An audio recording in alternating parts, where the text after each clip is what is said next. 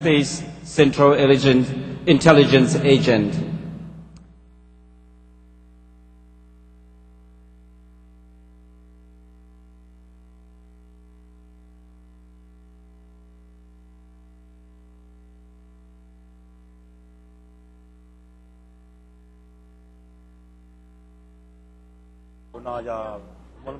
Hugh Tovar. Đây từ cô qua hậu lử cho họ giải ế.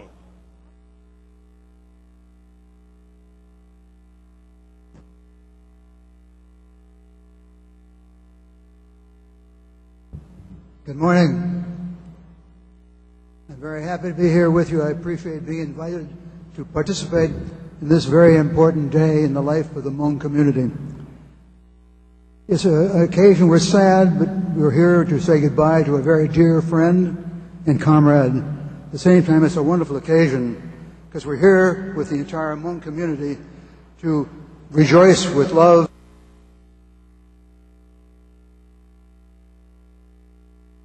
and pride at the achievements of General Vang Pao.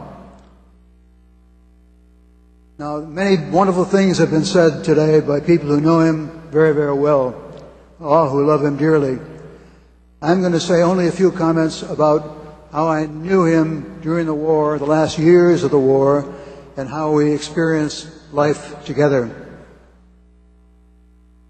The way he commanded troops was the thing that was most important to me then. And he affected the general pattern of combat in the Indochina War in many important ways. As you know, the NVA tried to get Laos in a grip of control. The heavy focus was in the northeastern part of Laos, the Hmong homelands where you all lived. But the time I came into the picture, it was no longer a guerrilla war, as you will hear about from Bill there. It was a heavily organized force that Vang Pao commanded. His troops were in battalions and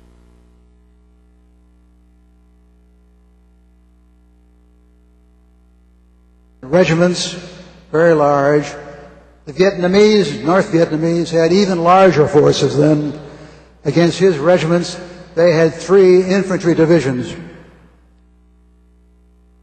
More and more we had to call upon our own U.S. Air Force to help out, to support the ground troops in the course of the ground combat.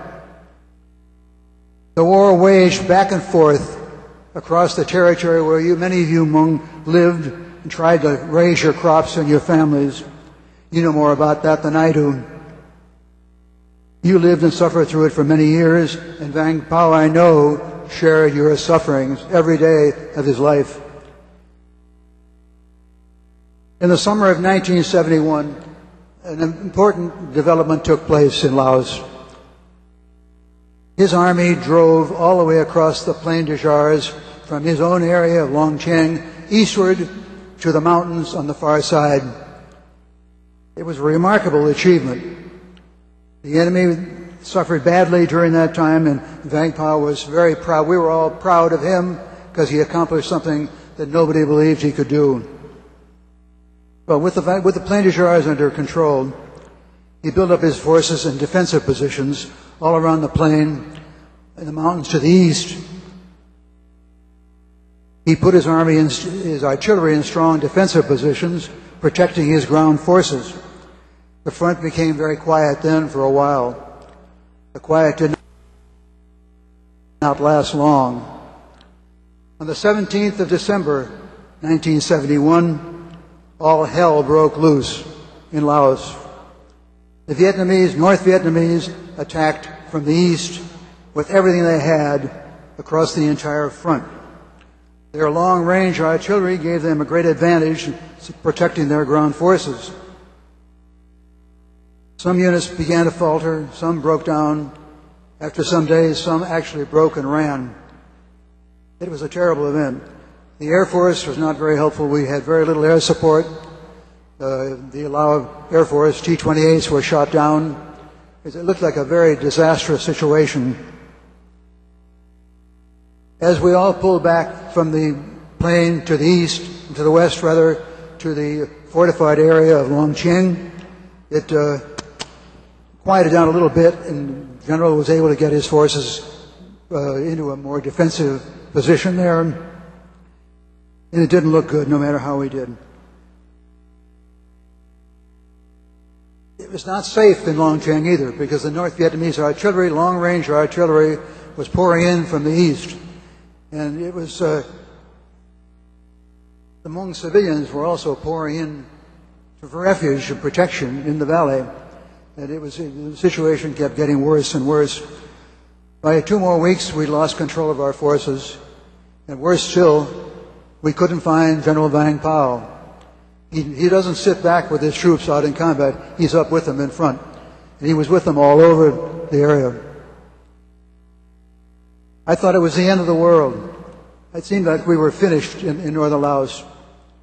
So I flew directly up to Long Cheng, and I talked with the surviving officers. What should we do next? We didn't know what to do. We had to find him. So I got into a helicopter and began looking for him.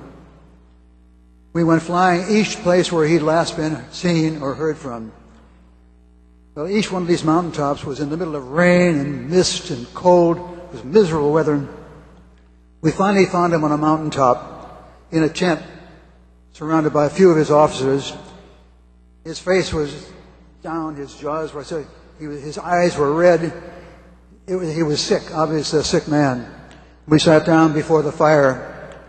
Well, then he got me sitting there. He began to pound on me because we had not given him enough air support. Well, he was right. We didn't give him enough. We didn't have it. But we talked that over, and we were still friends. So I knew that I had to get him out of there and get him into a hospital because I was afraid he was going to die there with me. We got him into a plane. We went back to Long Cheng. That was not good. We sent him over to Udorn to the hospital. And he had a very bad case of pneumonia. The doctor said, this man is go to bed. He can't do anything. He mustn't move here for a week, 2 weeks, 3 weeks. I thought, my God, there goes the war. Well, he went to bed. I said goodbye to him, and we flew back to Long Cheng, to Vientiane. In 3 days, he was up. He shouldn't have been up. He should have been carried, but he was up there, and he went all the way to Long Cheng, and he had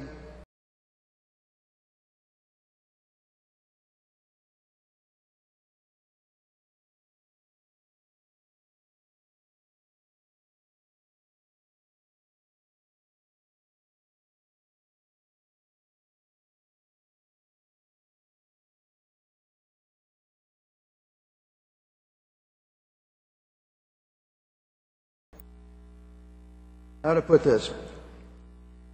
The reason I'm telling you these details is to show you what kind of a man he was in the face of trouble and danger and disaster, and how he inspired his soldiers in ways that few generals ever have been able to do. He said, here's the plan.